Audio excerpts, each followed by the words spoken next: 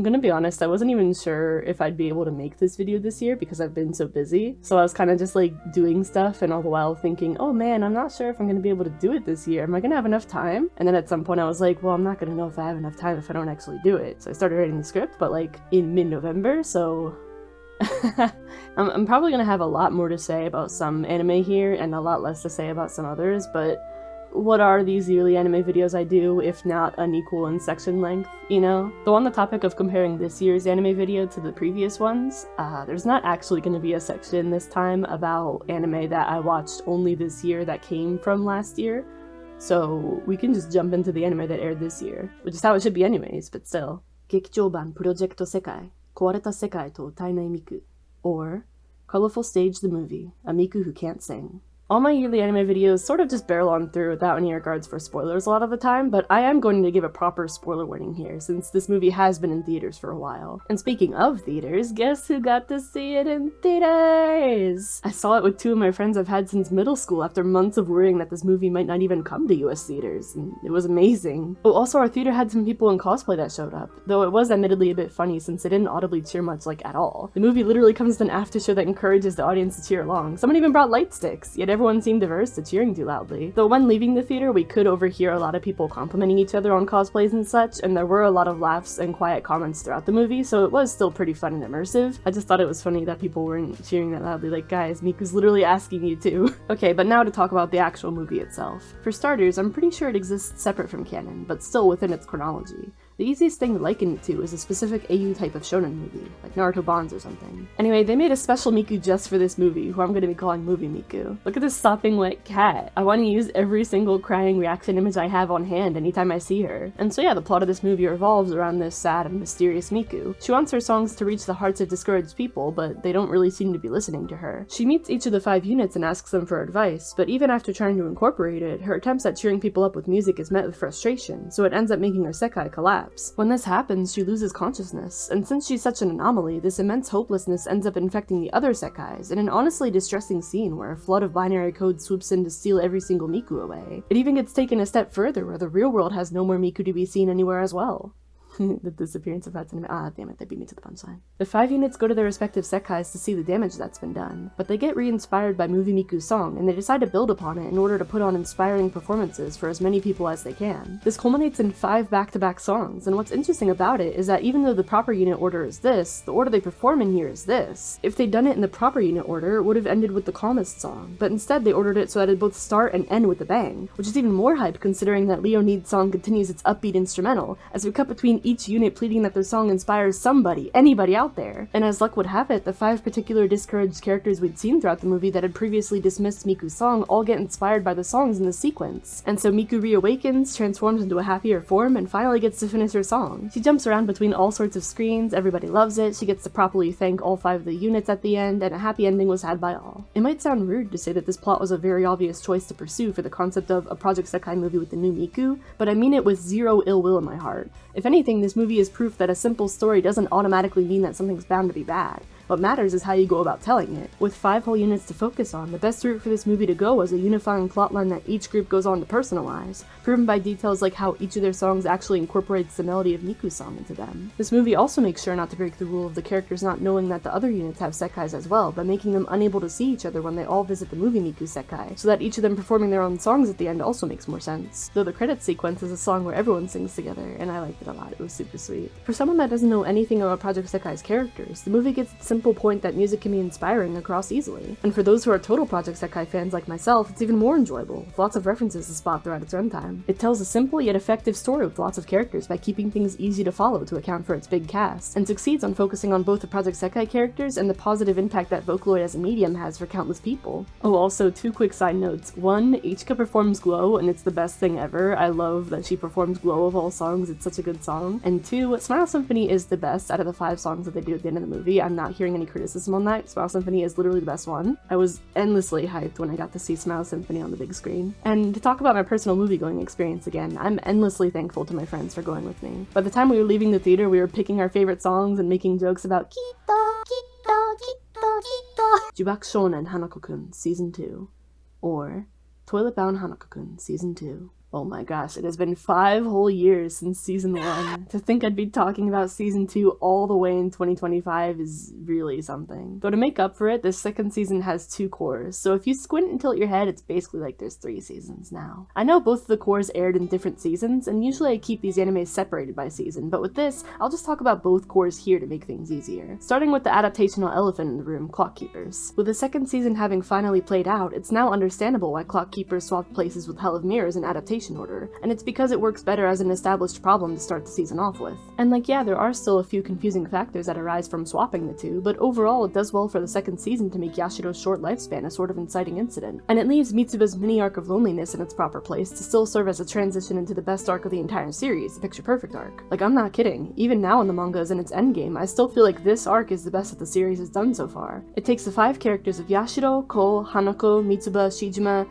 It takes 6 characters and makes them all narrative foils and parallels to each other. Shijima traps the 4 main characters in her fictional world, as Hanako and Mitsuba desire, but for each of these 3 school wonders, this world is a makeshift solution where they keep major secrets from someone important to them. Mitsuba cracks first, being so horrible at lying that he gets found out by Yashiro and Ko pretty much immediately. His conversation in the hallway with Ko is so fun to read into. Even the base concept is already interesting, with this recreation of what used to be the real Mitsuba trying to convince Ko that this recreation of the real world should just be treated as the real one. Though if you look into his phrasing and general disposition, it's obvious that he doesn't even buy into this idea himself. He very quickly lays his heart bare, trying to prove that Ko only cares about the long-gone real version of Mitsuba. Interesting translator's note, by the way, the manga actually distinguishes the real Mitsuba from the recreation by writing the name out differently. There's no way for this to carry over in the adaptation, obviously, but I thought it was a neat thing to mention. The fake version of Mitsuba goes so far as to envy the real one, even after seeing how much he struggled socially. As an apparition, he can't hope to attend school like the real one did, so he plays along with this fake world. But even though he enjoyed it, his regret-laden speech to Ko shows Ko that going along with this fake world would be giving up on trying to get Mitsuba's wish to translate into reality. So even though Mitsuba thinks it's impossible, Ko makes a grand declaration that he'll grant Mitsuba's wish in reality itself. Here we have a character that's a school wonder, who wants to be saved by the person they brought into this fake world. But going back to the point about narrative foils, we have Yashiro and Hanako's case, where the school wonder is the one who wants to save the person they brought here. With Mitsuba and Ko, Mitsuba's such an open book that he airs all his feelings out with barely any struggle, but Hanako stands in stark contrast to this, with Yashiro having to make an entire plan just to reach a point of honest conversation with him. He had wanted to keep her in this fake world as a makeshift solution to her limited lifespan, viewing himself as more of a realist compared to the idealist that just claims she'll find a way to live a great life no matter what, and oh hey, it's our third pair of all these narrative foils, Shijima and Mei! Hanako and Yashiro's current crisis is very similar to what Shijima and Mei go through in this arc, though in the latter's case, Mei is already dead. Shijima, the school wonder version of Mei herself, feels as if she failed to protect Mei from dying. She tries to insist that both his fictional world and herself served no greater purpose, since she couldn't do anything to fight off Mei's illness, and in a poetically heartwarming sort of scene, Mei looks upon Shijima with appreciation, saying that fiction is the reason that she was able to live hopefully. Neither this fictional version of Shijima Mei, nor the fictional world she created for the main cast were useless, despite Shijima's requests to Yashiro and Ko throughout the arc to destroy the fictional world as a means of denying it. The main cast decide to figure out solutions to their problems in the real world instead of using the fictional world to escape it. But again, this doesn't mean that the fictional world was meaningless, as Yashiro makes a point of clarifying again to Shijima before it shatters into nothingness. It didn't serve as a full-on replacement for reality, but instead as a collection of enjoyable moments and lessons to learn from, that the characters then take with them into reality. The ending theme shows this off pretty well, choosing to focus on the scene where Yashiro draws out her desire to go back to reality, and contrasting that with the fictional world being delightful as well. You really couldn't ask for a more thematically fitting ending theme, and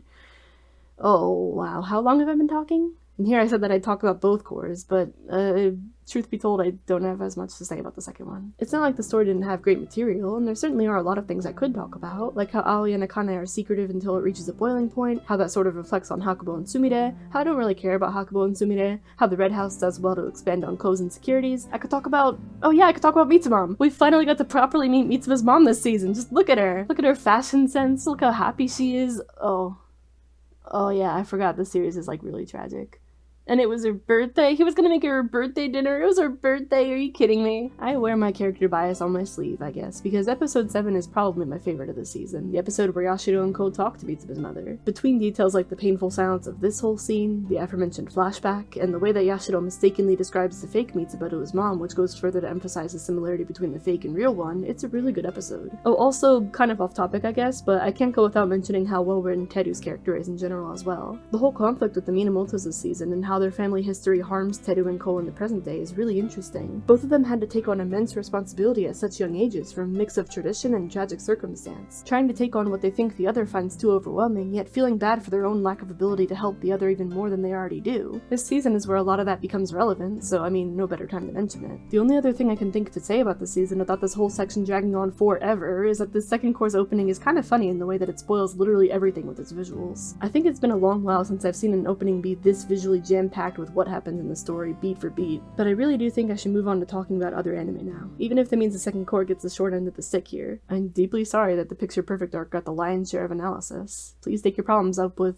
I don't know, Shijima Mei herself or something. Takopi no Genzai, or Takopi's Original Sin. I'd seen this manga's first chapter floating around online every once in a while for the past few years, but when it was announced to be getting an anime, I read the manga right away. Cause, I mean, you know, if random posts that appeared on my feed were spoiling the big twist of the first chapter, I just knew people would spoil it non-stop once the anime started airing. And more importantly, I had a curiosity about the series as a whole. I wanted to know if it had a deeper point, or if it was just something created for the sake of indulging in misery. Both the manga and its adaptation have pretty short runtimes, but despite its short length, it was a difficult series to get through, I'd argue intentionally so. It simultaneously felt like having to actively drag myself to continue with it, while also being pulled along to see what happens to its unfortunate main characters, Shizuka, Marina, and Azuma. To have one of its most important characters, a cartoonishly positive alien named Takopi, unsure about how to help the main cast, just drives the initial mood of the series home even further. After all, Takopi himself is a kid just like they are, but since he was raised in a friendly environment, he has trouble understanding why everyone can't just shake hands and make up right away. And so when both he and us as the viewers learn more and more about how miserable these kids are, he begins to run out of ideas as to how to help them.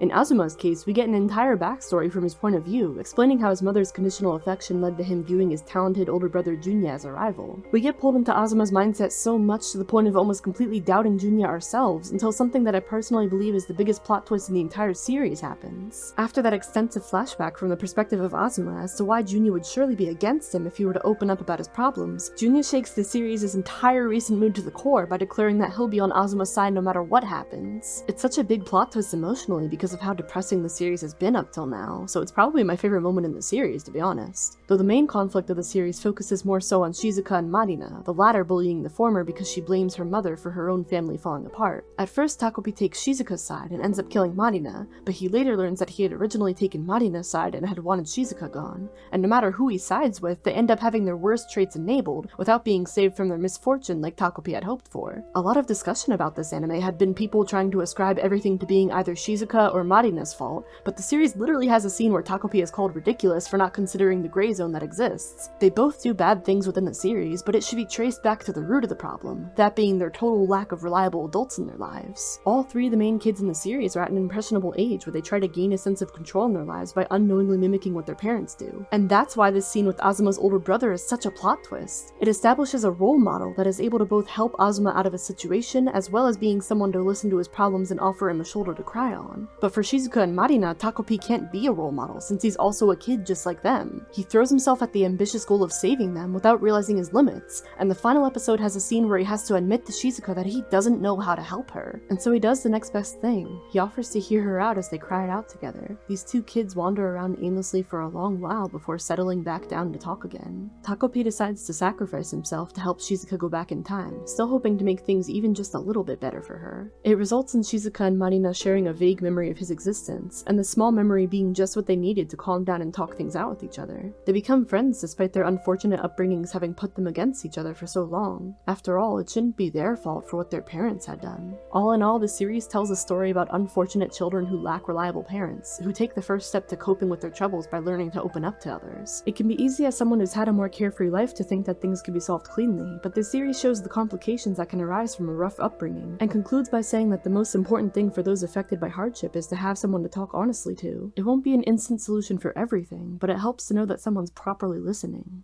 Hikaru ga Shinda Natsu, or The Summer Hikaru Died. I feel like this series is a mystery to be solved in more ways than one. There's the whole mystery about a spirit called Nonuki-sama and how it affects the village that the cast lives in, but there's also the more personal conflict about the protagonist Yoshiki and his best friend who had recently died, Hikaru. Hikaru's corpse is now being possessed by a mysterious spirit since Hikaru's dying wish was for Yoshiki to be protected somehow. But since Hikaru was closer to Yoshiki than anyone else, and vice versa, there's a clear problem in the fact that an eldritch horror is suddenly taking on the role of Hikaru like this. And since Yoshiki and Hikaru are so important to each other, the elephant in the room is whether or not romance romance is in the air, and what it means for the characters to act on those feelings now that this mysterious spirit is involved. In my opinion, I like approaching this series from the perspective of the gray zone being the interesting part. It's tough to speak on it fully since the manga is still ongoing, but my personal reading on it is as follows. Hikaru when he was alive seemed to be interested in girls, but sometimes it seemed to be kind of out of obligation. He talks about getting married since it's the norm, and goes through comically presented heartbreaks, but as he puts it himself, even if Yoshiki gets married, he'll still visit often to intrude. And when his father explains his family's curse to him, he does so by insisting that Hikaru should marry the person that he wants to protect by, quote, making her your bride. This paired with a separate flashback seems to imply that his upbringing resulted in Hikaru not seeming to fully understand the concept of loving other guys, despite wishing for Yoshiki's safety in his final moments. And yet, when the mysterious spirit possesses him, this spirit that has absorbed his memories feels a strong attachment to Yoshiki, and is extremely straightforward about it, unlike how avoidant Hikaru had always been. Though there are a good number of instances where the spirit draws a distinction between what humans view as romantic and the sort of attraction it feels as a supernatural being. It seeks a place to belong alongside Yoshiki's soul, but expresses it in ways that are pretty horrifying for a human to try to comprehend. It puts Yoshiki in a confusing position, since he seems to have secretly liked Hikaru. He can't really grieve for him properly since the spirit is possessing him, yet he can't act like it's the exact same as Hikaru since the spirit is different in a number of ways personality-wise. And this ambiguity is my favorite part of the series. To me, this sort of question as to how to even begin to comprehend this kind of situation from all three of their perspectives is endlessly interesting to think about. The characters have to dig within themselves for answers to questions they don't even fully understand yet. And to add on to that pressure, they've been born and raised in a stifling village that's controlled by paranoia and uncertainty. It works so perfectly that the relation between Yoshiki and this possessed Hikaru lies in a realm that's so unique and undefinable because the village has such a mysterious curse that it operates by. We have two layers of ambiguity going on, that of the main characters and that of the village's relation to spirits as a whole. Yoshiki's at the center of the narrative since he's closest to the spirit, but the supporting cast also raise interesting questions pertaining to how to perceive the spirits they encounter. And again, this manga is still ongoing, so I can't say anything conclusive yet, but the series is some really good food for thought. My personal reading that the ambiguity when it comes to romance is the best part will definitely be different to other people's readings. I've heard people say that the series can serve as an allegory for navigating a non-hetero relationship in an unaccepting community, with factors like Yoshiki's bangs and the village's insistence that their traditional ritual be followed no matter what. It's the kind of series that would be a really good literary analysis assignment or something. I like hearing different kinds of interpretations as to what it's getting at. I don't know if I've been analyzing this year's anime way too much compared to the previous videos, but it's fun to dig into stuff like this. Though I do have miscellaneous thoughts too, like how well the anime adapts the story in general. The direction especially gets to shine for the scarier scenes in particular. Also, I really like this guy's voice performance. The character is super laid back and he plays it in a super naturalistic kind of way. It's really cool. 僕民族学者でさ、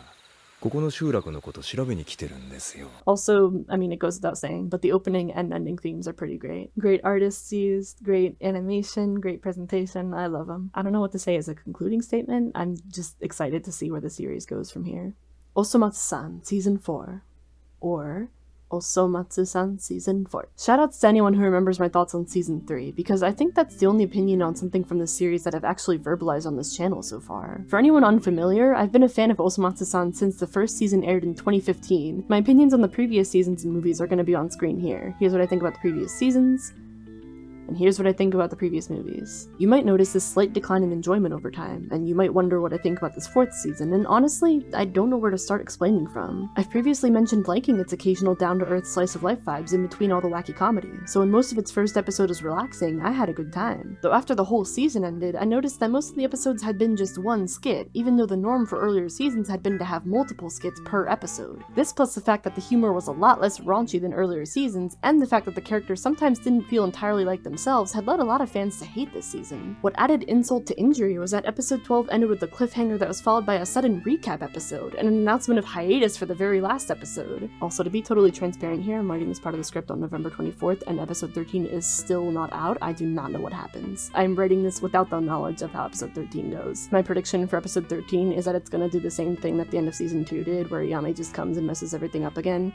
So, I'm just writing the script with that assumption. To be honest though, I didn't especially mind the major tone and pacing changes this season. Sure, it was pretty noticeable, but I liked enough skits to feel like it was worth it, even though it made the fandom pretty angry. That doesn't make me angry at all. You wanna know what makes me angry? Two separate things. First is that they brought back the Mutsugoni Umareta song from season 1, but didn't retake it. It's the exact same recording. It's such a missed opportunity to have these two voice actors sing it again 10 years later. You could have had like, look, the VA sang it 10 years ago and they sung it 10 years later. That would have been so cool, but they didn't do it. They didn't do it at all. It just had the exact same audio. I literally put the things together and it's just the same thing. Same inflection, same everything. It just sounds like the same audio. It makes me so disappointed because it's like, why would you bring back the song and then not retake it? You have the voice actors in the studio. You have them right there. They sing another song in this season. Why can't they re-sing this one? What the hell?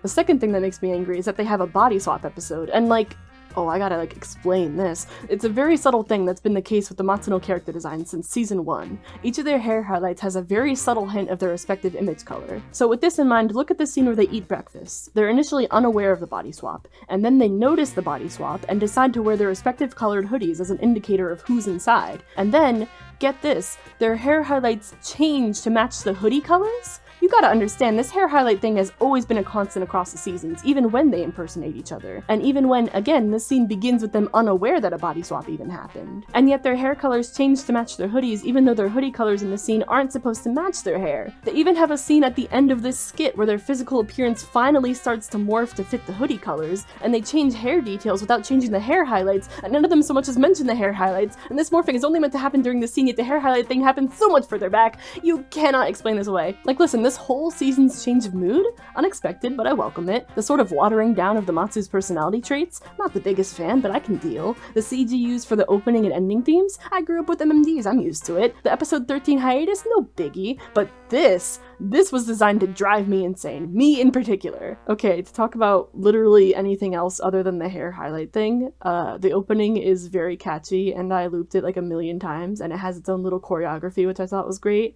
And the group that performed this song has a music video for the full version where they're all cosplaying as Iyami, and it's just 6 Iyamis, and they literally have a TikTok where they're all still cosplaying as Iyami and they're doing the dance one by one, and I eat it up. I love it. It is such good content. I'd scroll and I watched all of them do their little bombashe dance. Look at them go. City, the animation.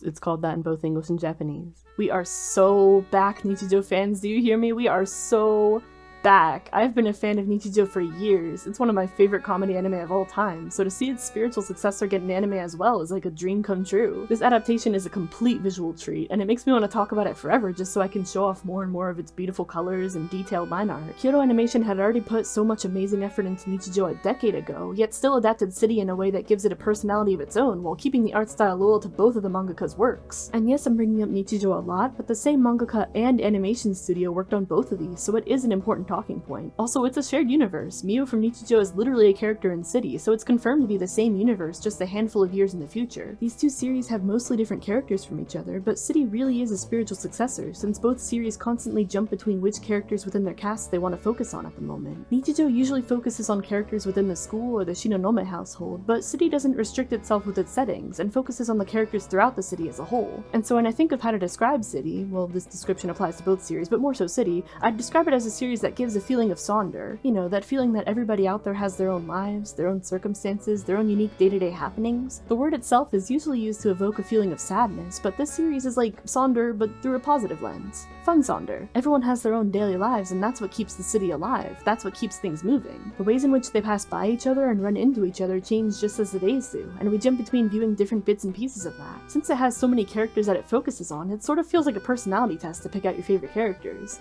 This is where I transition into talking about my favorite characters, by the way. Me personally, I'm a big fan of the embodiment of whimsy herself, Wako Izumi. Only one episode in and I was already sold on her eccentricities, and within 2 episodes she was set in stone as my favorite. She does whatever she finds to be the most fun, and tends to confuse other characters by not fully dedicating herself to her hobbies in the ways they expect her to. Like, more often than not, she kinda just pops up out of nowhere and does whatever she wants, and it gets to the point where it's like, what is Wako Izumi up to today? No one knows. Though I also really like these 2 characters. They are always on each other's wavelength. They connect through their mutual enjoyment of talking about difficult concepts and creating imaginary scenarios together. And then one of them has to move away, and I can't even lie, it made me tear up. Like, what do you mean they have to be separated? They're literally on each other's wavelengths. They relate to each other so much. You can't do this to me. I also really like this creature here. Its name is Mimineko, and it has a meaning with other cryptid creatures throughout the city, and it's just so cute. I love anytime this little guy appears. The eye shape plus the general cat mannerisms combine to make it the cutest creature of the whole series in my opinion. Though it's a good thing we're not talking about Nichijou right now, because I do not want to put Mimineko and Sakamoto against each other. They should team up.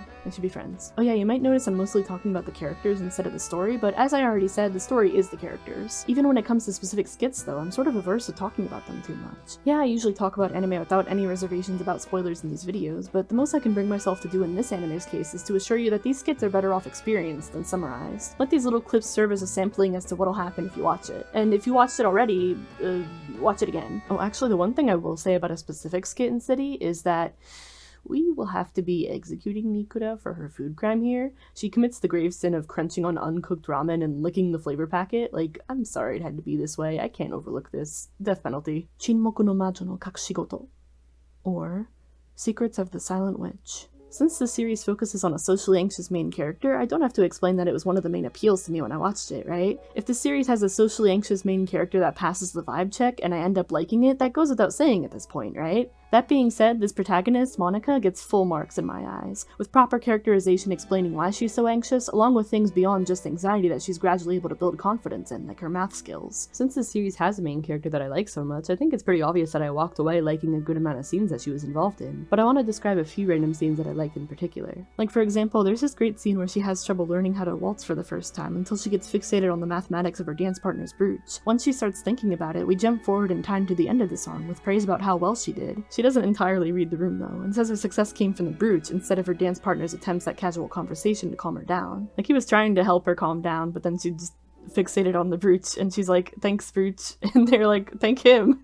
It's great, it's great. Certified 10 out of 10. I also like the scene of Monica playing chess for the first time, where her opponent castles midway to avoid losing despite knowing that she's still learning the game mechanics, and he apologizes for being underhanded about it in a later episode. Him stewing on the guilt of being unfair during that game for so long and being met with her later reply of, I don't mind, I just like learning about the game, is a fun way to characterize these two, since she's usually the one anxiously overthinking things, but her focus on learning chess overrides that because it's adjacent enough to math to catch her interest. The bookstore scene from the last episode was also a really great one, where she finds a book written by her late father after thinking that there were none left in existence. She asks to buy it, and the bookseller charges a heavy price for it, having been her father's close friend who's aware of its value. The student council president, who she's gotten closer with across the series, buys it for her without any hesitation, and it's a sweet moment since he acknowledges its sentimental value just from the fact that neither of the two think that the price is too high. She even lingers on the moment afterwards, thankful for such unknowingly kind and trusting gestures from the both of them, and it's like, aww, it's so sweet. It also has that element to its overall story where the main character is the type who, despite being socially anxious, wants to believe in the good of those around her, which really added to my personal viewing experience. I love when series explore the gray zone that exists between trusting others too much versus being too pessimistic, and this anime has two major story beats that explore it, so that's a double thumbs up for me. Sanda. It's just called Sanda. This is one of those cases where I jumped into an anime without knowing much of anything about it at all, and it's probably best to experience it like that. Right off the bat, we have this absolute creature of all time who stabs her classmate, turning him into Santa Claus, but like above Santa Claus, and the BGM goes all out on like the Christmassy feel. It's really crazy. Like, it just cranks things up to 100 right from the get-go, and the wackiness does not dial down from there, because this series is constantly over the top in its presentation. To explain it briefly, the main character is a descendant of Santa Claus, even though the modern-day society of this series is one where most children don't even believe in Santa. And it's not just for no reason either. They're all held up to an impossible standard of youth, especially in the main character's school, where the principal in charge is a 90-something who constantly brags about getting surgery to look younger. The series has a lot of moving parts and bits of symbolism and this and that, but the essence of it is the contrast between adults and children in this in-universe society that doesn't want kids to grow up. And so the main character embodies both sides. Like, literally, he turns into the old guy Santa Claus and then he turns back into a kid. And so he feels a strong drive to help out the kids around him while also being a kid himself, but also kind of not being one. Like, he goes back and forth between both sides. He doesn't really understand where he falls in the middle of this because he's such an odd case. Quite literally a coming-of-age story, if you will. It's very clear about its themes. Speaking of that theme, I think the subplot between Fuyumura and Ono builds on it pretty well. It explores how their current society pressures them both physically and mentally. What should have been normal growing pains for Ono instead end up sending her into a panic, as she feels like her crush on Fuyumura is doomed by the two experiencing puberty at different paces. Or to put it in simpler terms, damn, this Yuri is doomed in more ways than one. Like, I'm not kidding, I read further into the manga. Pay attention to the fact that I'm calling it Doomed Yuri. Emphasis on doomed. Am I spoiling this too much? Am I going too far with spoilers? Whatever, I already said it anyways. I know where the rest of the story goes because I read the manga. But since this is the same mangaka that made Beastars, and from what I can understand, both this and that series get kind of complex as they go on, I can't really reliably analyze it as a whole. I have my limits, okay? I can say basic surface level stuff like, oh, it's about children and adults and the difference between them and the gray zone that exists between them and puberty and stuff like that. But beyond that, I don't really know, because like by the time I was done reading the manga, it was information overload. Like, good series, it knows what it's saying with its themes, but I can't explain too much because my brain is fried. And frankly, I'm just more interested in showing off more of Fuyimura because she was my favorite. I started watching the show in the first place because of her character design, and it translates perfectly into animation. Because it's not often you see a 5'11" girl in anime. Usually in anime are like, oh wow, you're so tall for a girl. I look up the height and it turns out to be like 5'4" or something, but rest assured she is 5'11" and I am so happy for her. This is coming from a 5'9" girly, by the way, if that wasn't obvious. Anyways, different topic. I hope you're not tired of me complimenting opening and ending themes in these videos, but anytime I do it, they are certified recommendations. I'm not just saying it as a formality. Like, the ending theme is really relaxing and really beautifully drawn, and I recommend it. But I think I like the opening theme more just because I've been looping it nonstop. Not only is it sung by an Utaite that I like, but the song itself is legendarily catchy, and the visuals have a strong aesthetic that they stick with throughout its whole run. They include a lot of little plot details while making it look like an extremely stylized music video, so I love it to bits. It's gonna take me forever to stop looping it. I don't usually like picking absolute favorites, but this might be my favorite opening theme of the year. If not, like, top 3. Okay, that's the main portion of anime done, and from here it's gonna be miscellaneous anime that I don't have as many thoughts on. I watched Okitsura and had a pretty good time. It's a sort of edutainment series where the main character learns about Okinawa through his friends who were born and raised there, while we as the viewer get lots of fun facts about whatever they end up encountering. I don't know anything about the mangaka themselves, but with how varied and oddly specific the educational bits are, I'm pretty sure they've lived in Okinawa long enough to speak from personal experience. The informational segments were always a delight, and it's one of those kind of shows where everyone's really nice to each other all the time, so it's a very cozy viewing experience. Bandori Ave Mujika was something that I watched for its drama, despite the fact that I never properly got into Bandori itself. And I know I'm usually the type to encourage people to do their research before jumping into series that have supplemental material that you're supposed to watch beforehand, but I've heard a good deal about the Bandori units over the years, so even if these new units are unfamiliar to me, I jumped in anyways. Sometimes it's fun to watch out-of-context material from a fandom you're not properly part of, you know what I mean? Sure, I don't know every single character's deal and what their backstories are and such, but the main band in this anime was super entertaining in a dramatic kind of way. Like, listen, I've been analyzing this year's anime way too much. This anime was one where I just kicked back and watched the characters be at odds about what to do about their famous band. I'd say that my favorite character was Mutsumi, since the plot point about her having a separate personality is handled in a really interesting way when it comes to both herself and the band's ability to keep up the facade of remaining the same as ever, but I think I like Nyamu just a little bit more because she seems so comically evil in the first episode, only to turn out to be one of the most normal members in the band by the time the season is over. But yeah, overall, I'm satisfied entertainment-wise with how much this show leans into its own dramaticism and theatrics. I also like the memes a lot. I watched these two Mononoke movies despite never having seen the series before. I promise I don't commit this crime often. These two instances just happen to be one after the other. I swear I usually do my research first. In this instance, it was because a friend recommended we watch them together, but it was pretty easy to follow. If I'm understanding it right, it's historical fiction that focuses on lots of internal politics and arguments within the Oku of the Edo Castle that the main character intrudes into for exorcism purposes. I know next to nothing about this main character, but I was paying full attention anytime he showed up. My friend and I joked the entire time about how he does nothing but aura farm anytime he's on screen, but I'm not complaining, just look at him go. I watched Sanda season 2, and now I can definitively say that Gigi is my favorite among the main cast. And that it makes me very sad whenever they ignore him. The whole Evil Eye thing is cool and all, and I think that Evil Eye is funny in his own way, but Gigi needs more appreciation, in my humble opinion. Momentary Lily was a mistake to watch. I watched it with a friend as an endurance test because haha, funny Studio Go hands, am I right? Haha, but listen, this show is an absolute waste of time. Sometimes the joke is just not worth it, okay? Sometimes the bit gets old and all you're left with is brain-melting content. And not in a fun way. Don't be fooled by these visuals, this show is not fun to sit through. These girls jump between fighting mysterious giant creatures and doing post-apocalyptic slice-of-life cooking segments for several episodes, and after an especially dizzying fight scene, the girls suddenly find clones of themselves, and we get so much lore dumping that I dropped the show soon after. I'm not even kidding, I was so dizzy from the fight scene that I was barely processing anything once it started lore dumping, so that was the end of that. The only thing I walked out of this damn show with was vertigo. Thanks, Studio Go hands, very cool. I watched Go-Go Loser Ranger season 2, even though I'd already read further off into the manga in a fruitless search for more content of the Dusters, so I don't know why I stuck it out for another season, really. The arcs it covers are ones I don't really care for, the opening and ending themes are neat, but nothing close to season 1's. I'm not really crazy about any of the characters anymore, but I did indeed watch it. And as proof that I watched the whole thing properly, I even found an audio error within it for your viewing pleasure. I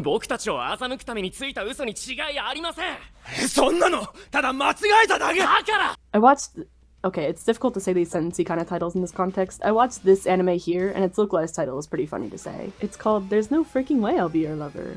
Unless. Just like with Go-Go Loser Ranger's first season, Nanawa Okari's involvement had been the thing that caught my attention and gotten me to watch this anime. I liked how it set itself up with the main character who desires friendship more than romance, and how it gradually reveals that a couple members of her friend group have had romantic feelings for her. If you've watched my previous year's videos, you might remember that I was disappointed in a series called Romantic Killer for having a similar concept but being so unwilling to engage with it deeper than jokes about the main character being against romance. But this series here actually has some interesting conversations between its characters about where the boundary between friendship and romance lies. Sure, it's sort of messy and dramatic with how the characters end up hurting each other so often, but it's done in a way that's believable for characters their age, and they're pretty good about communicating with each other afterwards, so I'd say it works pretty well. I'm not hiding my bias though, I came here for that opening sung by Nanawa Okari, and I do indeed love that opening sung by Nanawa Okari. The way the anime opening itself did the visuals was pretty fun, but it was all over the moment I watched the full music video. Oh my god. Not only does this full music video reference the dances to other notable songs that Nayutilian had composed for Nanawa Okari, but its music video has a lot of artists included in it, with 2 whole sections during its chorus where it zooms out to show their individual drawings, and it's totally wormed its way into my brain. Something about the little heart shapes that they make and the little dances that they do with each other and how the song sounds when it gets to this section makes me want to cry. I love big scale collaborations like this. I don't know how to explain it. That wasn't too much rambling about the full opening music video, was it?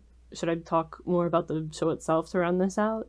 Would that be better? Do you want a funny clip of the show? I can put a funny clip of the show on screen.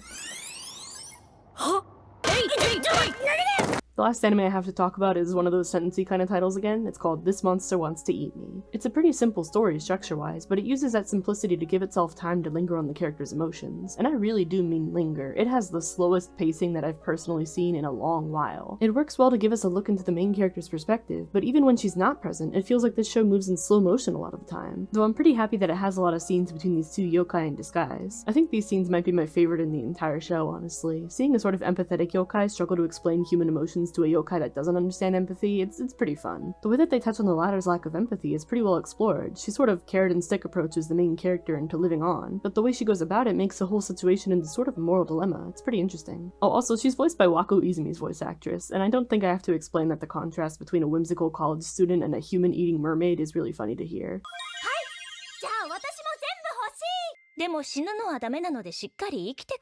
Okay, finally, I think that's all I have to say about the anime I've watched this year. I don't know, hopefully the segment with miscellaneous anime sort of balanced out the overly analytical vibe of it to be a balance between analyzing something and also being like, I liked this character and I liked this opening and stuff like that. Though I mean, it's fun to do these videos just depending on whatever I want to talk about the show, whether that be one or the other or both, so it's bound to turn into a mixed bag no matter what I do. I don't know what to say as a concluding statement besides the obvious, did you watch the anime that I mentioned, or did you watch other anime that came out this year?